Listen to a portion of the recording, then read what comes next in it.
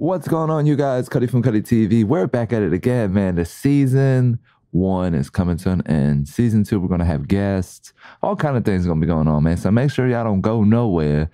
Tell a friend to tell a friend. The Still Trappin' Legally podcast has taught you a thing or two. And that you making money without having a job. I mean, that's the best part of this podcast, right? So we're getting it going. We're here. Episode 9. We're talking about real estate. That's right. I'm about to give you guys basically a free way to start doing real estate. I mean, it's crazy. It's real. So you should just listen and take down some notes because this is going to be a fun episode for you. So let's just get straight into it. I mean, let's talk about real estate and what I'm talking about. So if you're new, you shouldn't be. You're at the end of the season. You should go back and listen to all of the episodes. But if you happen to be new, if this happens to be your first episode, this is the Still Trappin' Legally podcast, where we teach people how to make money without having a job. So here's another way for you guys today. So real estate. It's a bunch of ways to get into real estate. If you don't know, most millionaires are made inside of real estate. So if anybody's ever told you anything bad about real estate, that's because they're trying to keep the money for themselves. That's just a fact.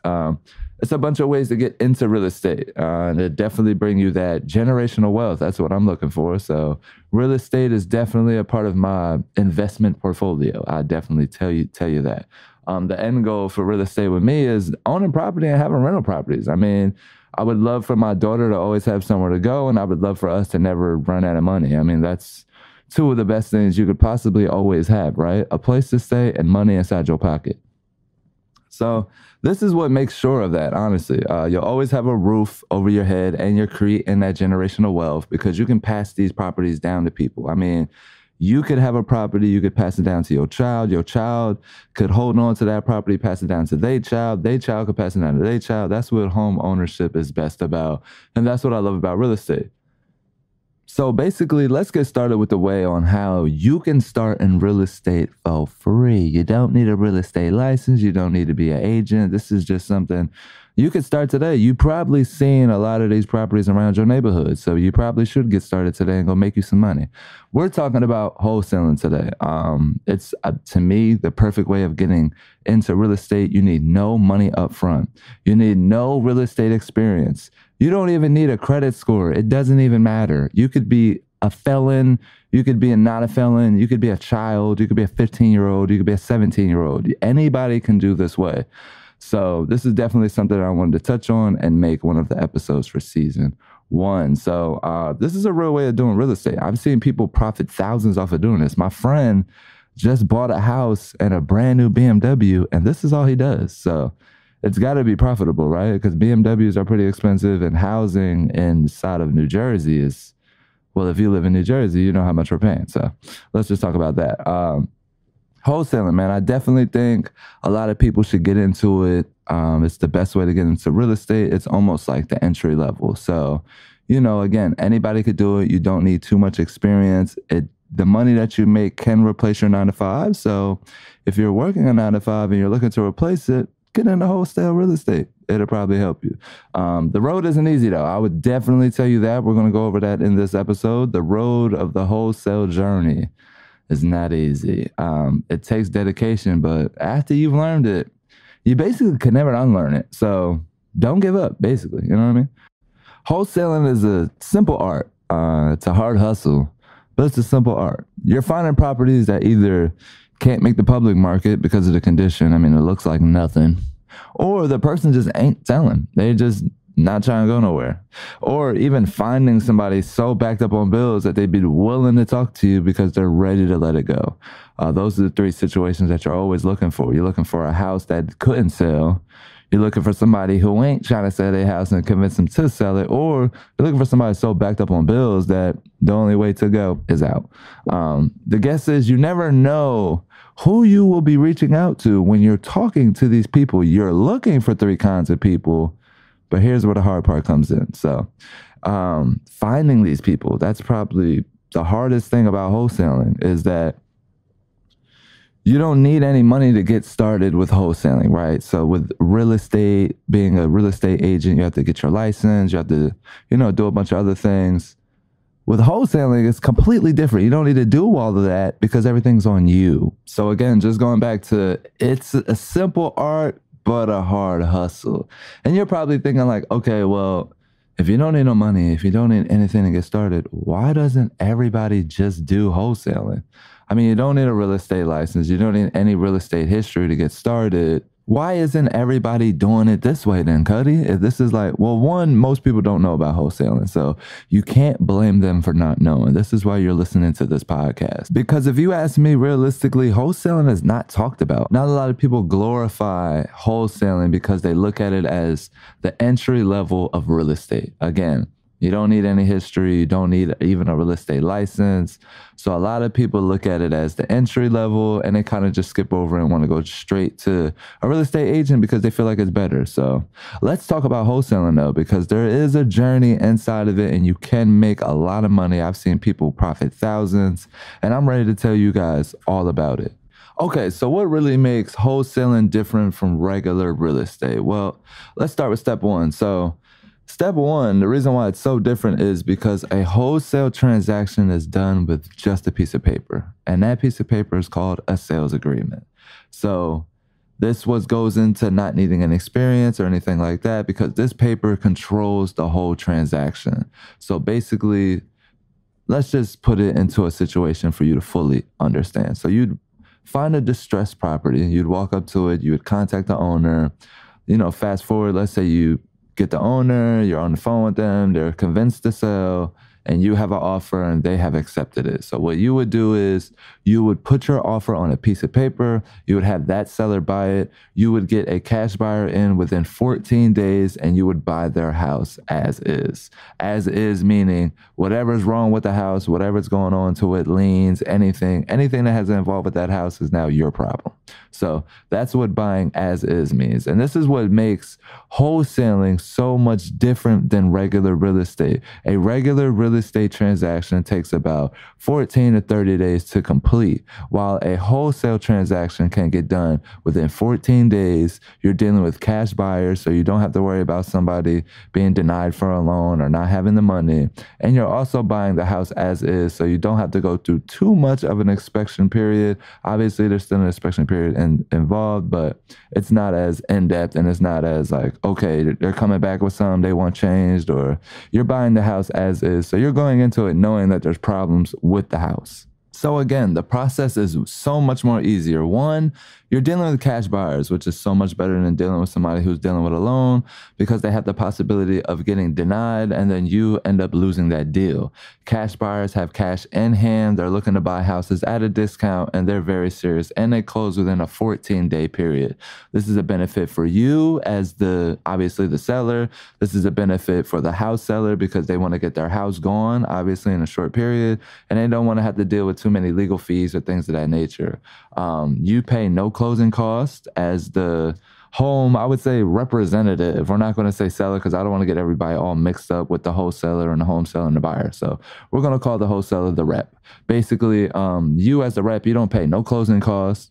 You don't pay any additional fees. You don't do anything besides go to the title company and pick up your check. So you're probably asking me like, okay, Cutty, so if this is so easy, all you got to do is find a property, contact the owner, get them to sign an agreement, find a cash buyer, get them to buy the house, and then take the thing to the title company. Why doesn't everybody do this? I mean, one, here's the biggest difference. Because I make it sound so good, but here's where the trouble comes in. And this is why I say it's a hard hustle. Because most of the people you're talking to aren't looking to sell their home. That's the difference between, again, real estate and wholesale. When you're a real estate agent, you're dealing with people giving you listings. So you're dealing with people that are looking to sell their homes. When you're dealing with wholesaling, you're dealing with people that don't want to sell their homes. You're dealing with people who are behind on their house. So one, they're probably embarrassed to talk to you about selling their home. They probably think it's impossible because of how behind they are. Or you're dealing with somebody who's owned the house from 30 years. They've completed their loan and they're looking at you now like, why would I give you a fully paid house for a fraction of the cost and there's nothing wrong with it? So you're going to be definitely dealing with some people that it's going to take another side of you. This is why it's the entry level. This is why you don't need a real estate license, because it's the true hustle. You have to try to find people that want to sell their homes, that are in bad conditionings, that, just something that is beneficial for you. You have to be a hustler. You have to create your own leads. That's the difference between wholesale and real estate. Real estate leads are given to you. Wholesale, you are finding your own leads. And you're talking with people that don't want to sell their homes, so that makes it even harder. So that's the main difference between wholesale and real estate, if I could break it down to you in the easiest terms. Wholesalers are dealing with people who aren't trying to sell their house, and they are one of the best hustlers in this world, because they can convince somebody who either paid off their home to sell their home for a fraction of the price, or they just got a crazy deal off of somebody who had a lien, they were looking to get out of it, and you came on by with the perfect number for the perfect situation. So really, wholesalers are always looking for the right situation and the right people to help out. Because while it seems harder, we're also helping people too. Helping people get out of homes that they've been in debt on for 2 to 3 years. Some people are facing foreclosure. Some people are facing pre-foreclosure. Some people have just got backed up on taxes. A lot of difficult financial things come along when you're doing the wholesale process, and you find out just how many people you're actually helping. Again, when a bill collector calls you, you don't pick up the phone and say, yeah, help me extinguish all of this debt. First thing you say is, get off my line. So you have to remember that when you're being a wholesaler also, is that you're calling people who may owe thousands of dollars on their house, and they think that you just want to collect that $1,000. They're not listening and thinking like, okay, you want to help me not only sell my house, but get rid of this debt also. So it's definitely a double-edged sword, because wholesalers in a small lens can be looked at as, well, bill collectors, because they're calling around the same time that the bill collectors are calling. But they don't know that we're actually helping people out here. We're helping people get out of debt situations. We're helping people who have multiple properties, maybe because, again, all because you paid off a house does not mean you stop paying for the house. You have to pay taxes on it annually every single year. So again, we're helping people get rid of extra finance. You know what I mean? If you don't have it and you got to pay for a whole house, you still have to pay your taxes. That can be a burden on somebody, or even somebody dealing with foreclosure, being able to get them out of that situation into another home so that they can reset their lives. Wholesalers really do help out a lot of people that do need the help.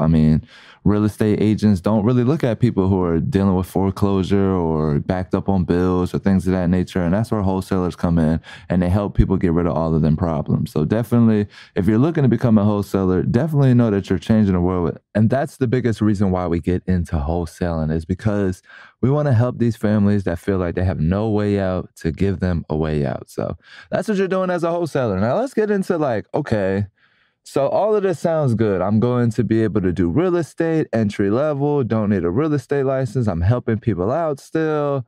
So now how do I find these people now, Cutty? So let's get into how you would find a distressed property.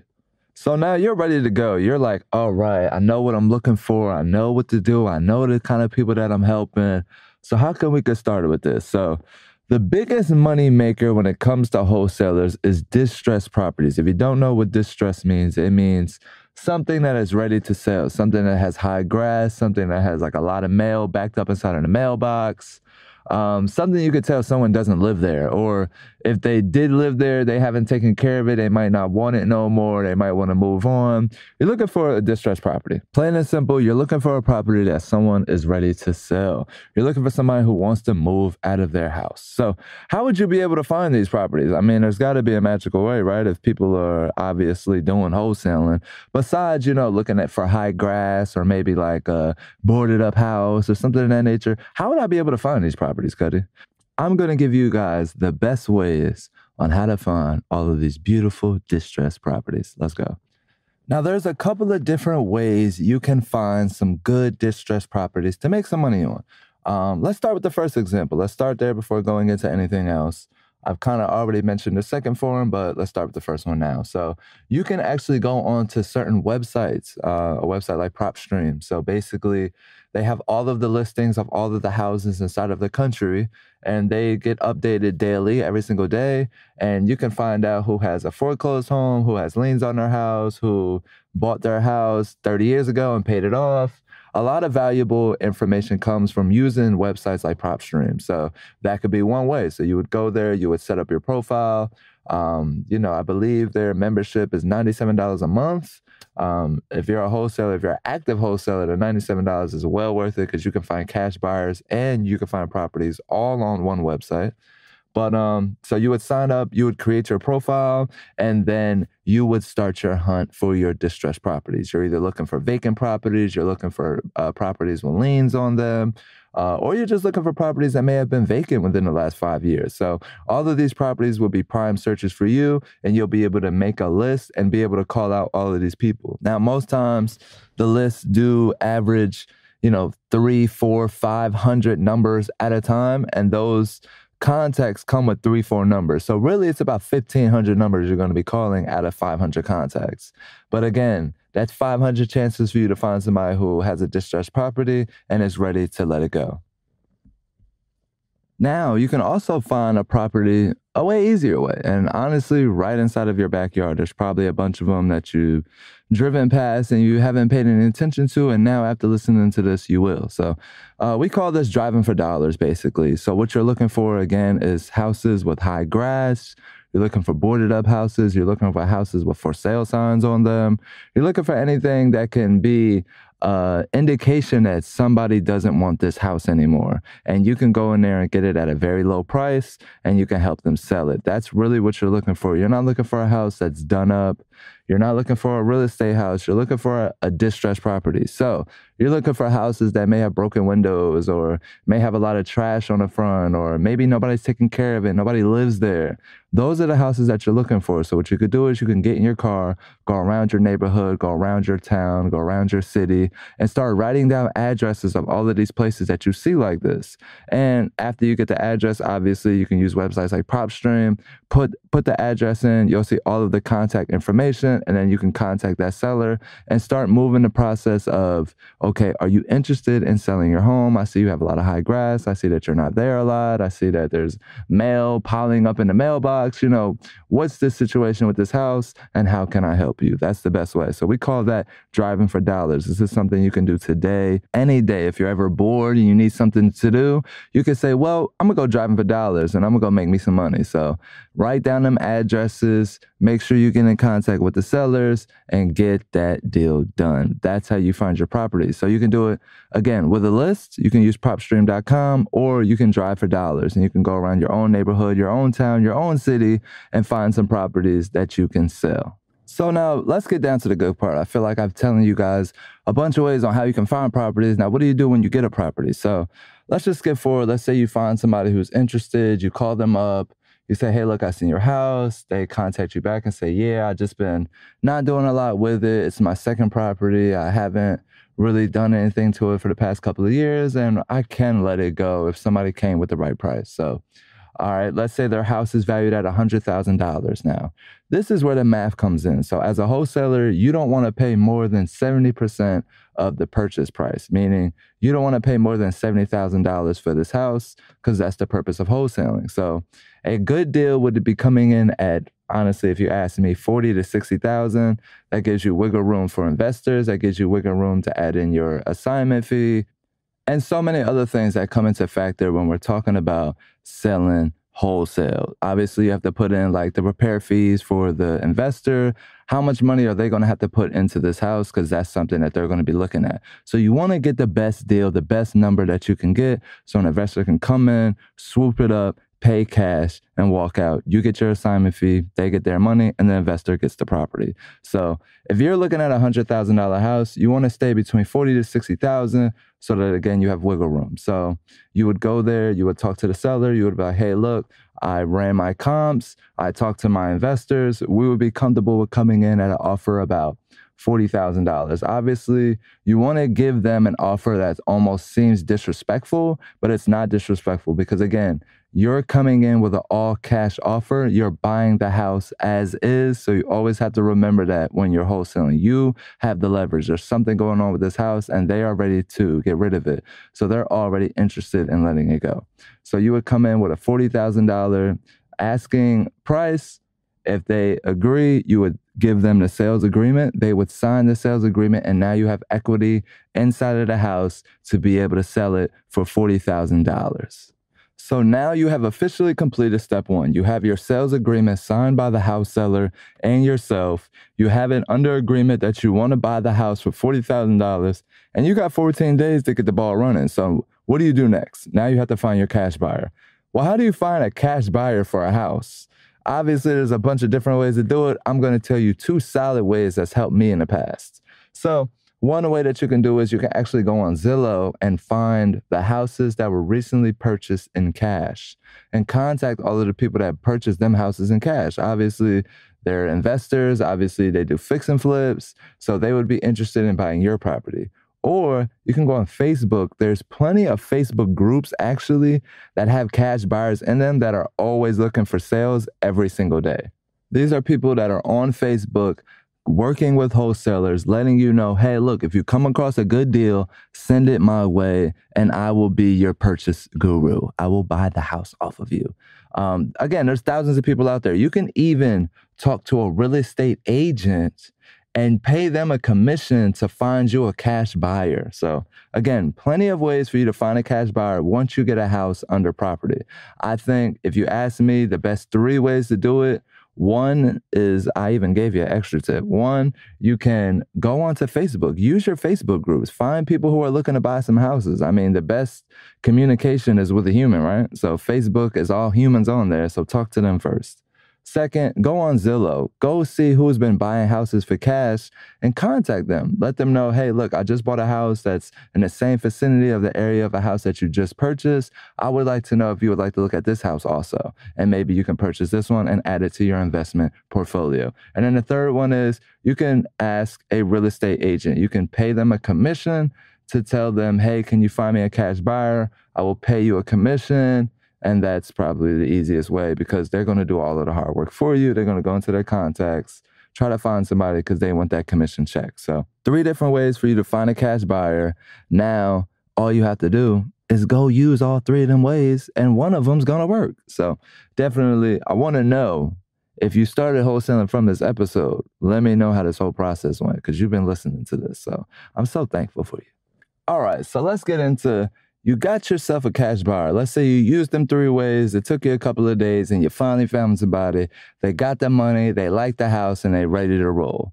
So what do I do now, Cutty?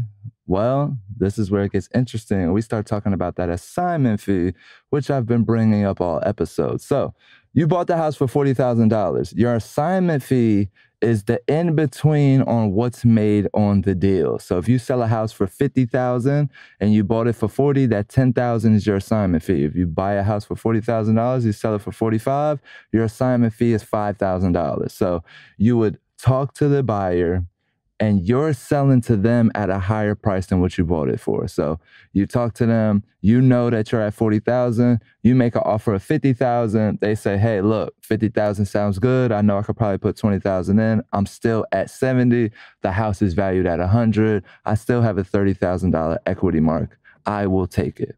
So what do you do now? So you now have your $10,000 assignment fee because you're selling the house for $50,000.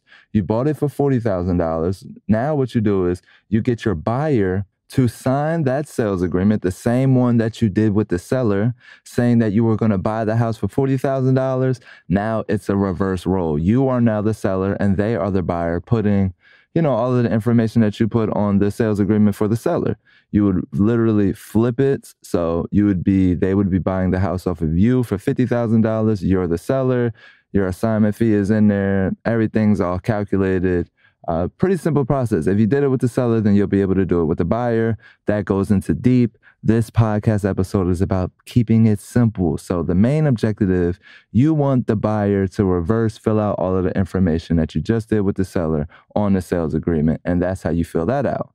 So now you have 2 contracts. You got one for $40,000. You got one for $50,000.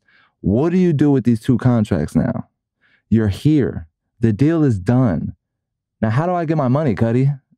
Now, what do I do? Now you're on a search for a wholesale-friendly title company. The title company is the people that ends the deal. The Don Dadas, we call them the closers. the money makers. So you would find a wholesale friendly title company. You would give them the $40,000 sales agreement. You would give them the $50,000 sales agreement, and then they would bring the seller and the buyer together. You would get your $10,000 assignment fee at that meeting, and then everybody gets paid. So now the seller gets the $40,000, the buyer gets the house for $50,000, and you get a $10,000 assignment fee check. That's it. That's the process right there. After you find your property, after you find your cash buyer, you find your wholesale friendly title company, and that's it. You now take both of your contracts, you go to the title company, you close the deal. The deal will be closed within 3 days. And sometimes they do it all in the same day. Like, all of this can happen in one day. If you can do it that fast, I really want to know the stories, but me, it's never happened that fast. Normally, you need the whole 14-day period. So that's how simple wholesaling is. I just wanted to break down a simplistic version of it for you. And I'm going to break it down for you one more time so we can recap. Wholesaling is nothing but finding a distressed property, maybe somebody backed up on bills, maybe somebody who has a vacant house, or maybe somebody who just paid off their house and they just ready for a new one. Who knows? You're looking for a distressed property. After you find your distressed property, you're looking for a cash buyer. You're looking for somebody who will buy this house as is in cash within 14 days. Those have to be the 3 things that people understand when they're buying this house. Then after you find your buyer, you found your seller, you're now finding your wholesale friendly title company so that they can close the deal for you. Now, the process, it's never this easy. It's never just like, oh, I found this house. Oh, I found this buyer. Oh, I found this title company. Oh, bam, bam, bam, bam, bam. I'm done. Finding a distressed property, again, you're dealing with people who don't want to separate from their homes. Cash buyers, they're already dealing with maybe 1, 2, 3, 4, 5 projects, and they're not looking to buy right now. And then the title company, they could be backed up. They could already have their own cases going on. It could be a lot of different variables that go into when you're wholesaling. But what you learned on this episode is all that you will need to wholesale. You now know everything that you need to know. All you're looking for is distressed properties. You're dealing with only cash buyers, and you're dealing with a wholesale friendly title company. That's as simplistic as it gets, and that's how easy as it is. Now, I told you guys in the beginning, this is a simple art, right? It's a simple art, but it's a hard hustle. You find a seller, you find a buyer, they both sign both contracts. You find a title company, they give you the money. Seems pretty simple, right? It is simple, but it is also hard. So take all of these gems that I've given to you in this episode 9 of the Still Trappin' Legally podcast, man, giving you guys another way to make money without needing a job. You can start this today, no matter if you're a felon, no matter if you're not a felon, no matter if you're 14, 15, 16, 17, whether you just got out of college and you want to try to use your degree, or just anything. You want to be an entrepreneur, you want to get into financial freedom, you want any particular reason you want to get into real estate, this is a good way for you to start. There's no risk and a large reward. So don't sleep on it, man. I've just given you all of the game that you need to go start wholesaling some real estate. So I can't wait to see you out there turning some nobodies into some multimillionaires. You know what I mean? So this is the Still Trappin' Legally podcast, again, where we teach you a whole bunch of legal ways to make money without needing a job. Episode 9, man, it's all about real estate wholesaling. I hope you learned a thing or two. If you did, definitely drop it into the comments, share it to a friend, let everybody know about the Still Trappin' Legally podcast, because we really want to push the word of you can make money without needing a job. So just study these episodes, take down notes, and you're on your way. So this is the Still Trappin' Legally podcast. I am your host, Cutty from Cutty TV. We are at the end of the episode, man. I love you guys. Our season finale is coming in December. We've been giving you guys game all year, and I'm so thankful for it, man. So until the season finale, you can go listen to all the other episodes. You know what I'm saying? But I'm out of here. I'm your host, Cutty from Cutty TV, and this is the Still Trappin' Legally podcast.